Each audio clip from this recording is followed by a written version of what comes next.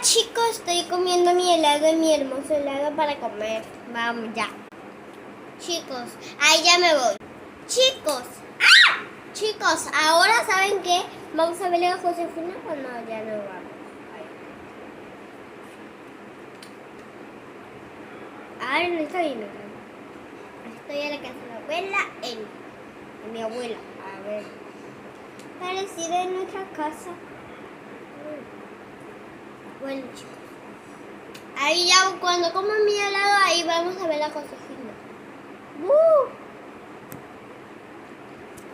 Y ¡puma! Eso. Ahí le vamos a ver a José. Oye, José, ¿cómo estás? ¿Bien?